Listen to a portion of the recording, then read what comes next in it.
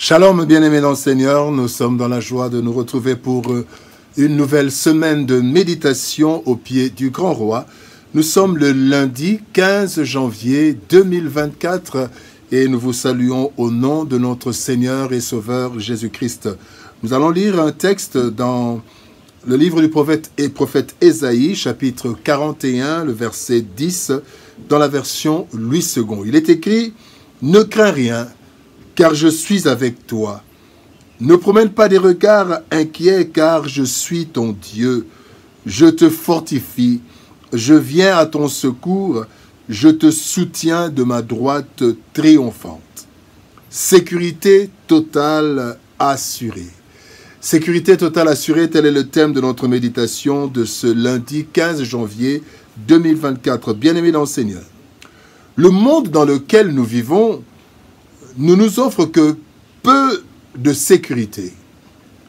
La méchanceté, les guerres, le banditisme, les criminalités diverses, etc., font de nous des êtres vulnérables malgré les divers services de sécurité. Malgré ces services de sécurité, certaines parties paraissent plus en sécurité que d'autres. Mais en fin de compte, bien-aimés, la sécurité maximale n'est pas de ce monde. Le texte de ce jour nous montre pourtant qu'une sécurité totale nous est assurée dans le Seigneur. Lui qui nous demande de ne rien craindre et de ne pas promener des regards inquiets. Difficile de prendre Dieu au mot. Difficile de ne pas craindre, de ne pas promener des regards inquiets. Mais voyons ce que fait l'effectivité de cette sécurité totale que Dieu nous révèle. Qu'est-ce qui fait cette effectivité de la sécurité totale de Dieu? Premièrement, voyons les garanties de sécurité. Quelles sont les garanties de sécurité que Dieu nous offre? Dans Jean chapitre 10, versets 27 à 29, le Seigneur Jésus-Christ dit « Mes brebis entendent ma voix, je les connais et elles me suivent. Je leur donne la vie éternelle et elles ne périront jamais, et personne ne les ravira de ma main.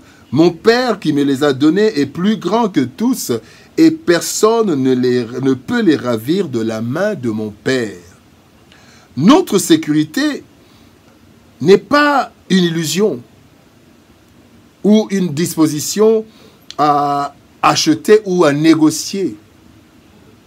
Le chrétien doit savoir qu'il est, de par son appartenance à Dieu, l'objet de l'attention divine. Et un des éléments de cette attention divine, c'est notre sécurité, puisque le Seigneur connaît notre environnement mieux que quiconque. Lorsqu'il dit notamment dans Matthieu chapitre 10, verset 16, « Voici, je vous envoie comme des brebis au milieu des loups. » Il le sait. Et aussi, quand le Seigneur Jésus-Christ prie, il parle au Père, il dit dans Jean chapitre 17, verset 15, « Je ne te prie pas de les ôter du monde, mais de les préserver du mal. » Donc Dieu est au courant de cela. Voici donc deux garanties suprêmes d'une sécurité totale. C'est d'abord notre identité. Romains 8, 16 dit, nous sommes enfants de Dieu. Le Saint-Esprit nous dit que nous sommes enfants de Dieu. Donc ça, c'est la première garantie. Je suis enfant de Dieu et donc Dieu a l'obligation, si je peux dire, de veiller sur moi, de me mettre en sécurité. Deuxième garantie, c'est notre proximité avec Dieu.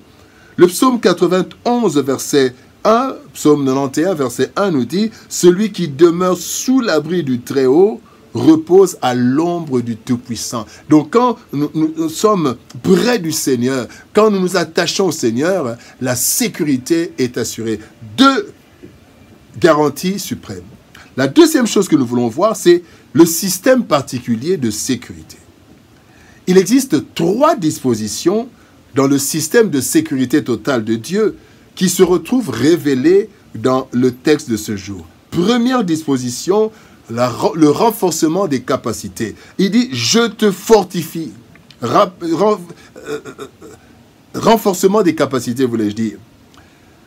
Dans Luc chapitre 10, verset 19, la Bible dit, c'est Jésus qui parle, « Voici, je vous ai donné le pouvoir de marcher sur les serpents et les scorpions et sur toute la puissance de l'ennemi, et rien ne pourra vous nuire. » Ça, c'est la première disposition. Dieu nous rend forts. Dieu nous accorde la force nécessaire et suffisante selon les difficultés et les combats de notre vie, puisqu'il les connaît d'avance. Il connaît nos combats. Donc, il sait que telle personne a besoin de telle force et il nous fortifie à travers plusieurs occasions, des épreuves aussi, parce que chacun de nous a un certain niveau de force dont il a besoin pour affronter les réalités. Deuxième disposition, c'est l'intervention efficace. Il dit « Je viens à ton secours ». Le psaume 91, verset 15 nous dit « Il m'invoquera et je lui répondrai, je serai avec lui dans la détresse, je le délivrerai et je le glorifierai. » Lorsque nous sommes en danger et que l'ennemi semble prendre le dessus, bien-aimés, nous avons la possibilité d'invoquer le Seigneur qui interviendra à coup sûr. Il dit « Je viens à ton secours ». Troisième disposition, c'est l'assistance sans faille. Le Seigneur dit « Je te soutiens ».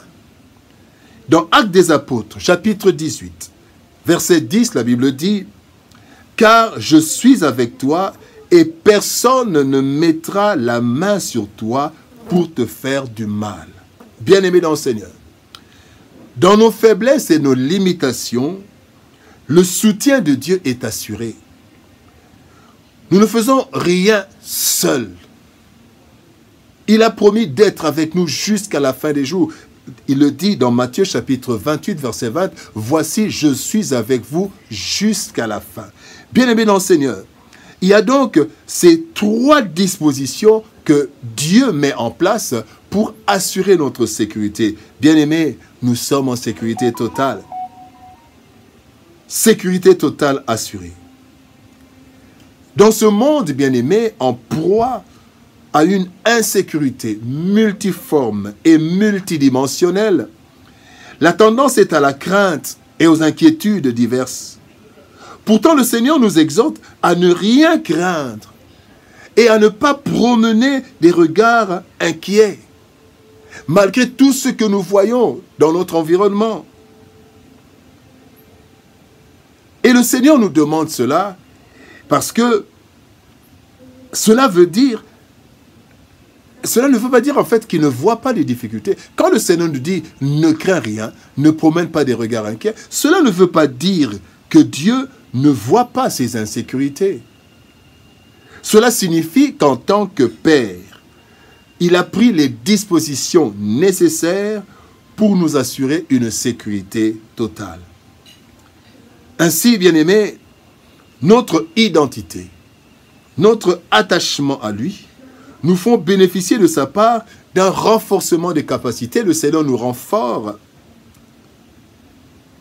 d'une intervention efficace chaque fois que nous en avons besoin, mais aussi d'un soutien sans faille.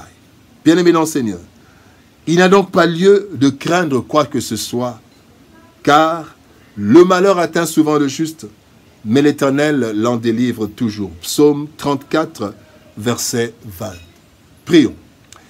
Éternel Père de gloire, Dieu Tout-Puissant, toi qui connais toutes les insécurités dont nous sommes victimes, tu nous dis, Seigneur de gloire, en début de cette semaine, de ne rien craindre et de ne pas promener de regards inquiets, parce que tu as pris les dispositions. Seigneur, ô Dieu de gloire, tu nous garantis, par notre identité et par notre attachement à toi, tu nous garantis une haute sécurité, car tu nous rends forts, tu nous secours, Seigneur de gloire, quand nous sommes dans le danger, mais aussi tu nous soutiens dans tout ce que nous faisons. Seigneur, merci de nous soutenir. Merci de nous rendre forts. Merci de venir à notre secours. Et surtout, merci de nous avoir appelés à être tes enfants. Aide-nous à nous attacher à toi afin d'être rassurés de cette sécurité totale. Au nom de Jésus-Christ, nous avons ainsi prié, Père. Amen. Bien-aimés dans le Seigneur, nous sommes arrivés à la fin de notre tranche au pied du grand roi, notre méditation. Et pour ceux qui sont dans la ville de Kinshasa, comme nous le disons, le samedi 3 février 2024, par la grâce de Dieu, nous nous retrouvons à la cathédrale du Centenaire, centre paroissial Monseigneur Marini, de 16h à 19h pour un temps de célébration au pied du Grand Roi. Nous allons partager la parole de Dieu, nous allons écouter des témoignages et surtout donner des suggestions pour améliorer ce temps de méditation de la parole. Que Dieu nous bénisse, shalom, au revoir, bon début de semaine et par la grâce de Dieu, nous nous retrouvons demain pour une nouvelle méditation. Shalom, au revoir et à demain.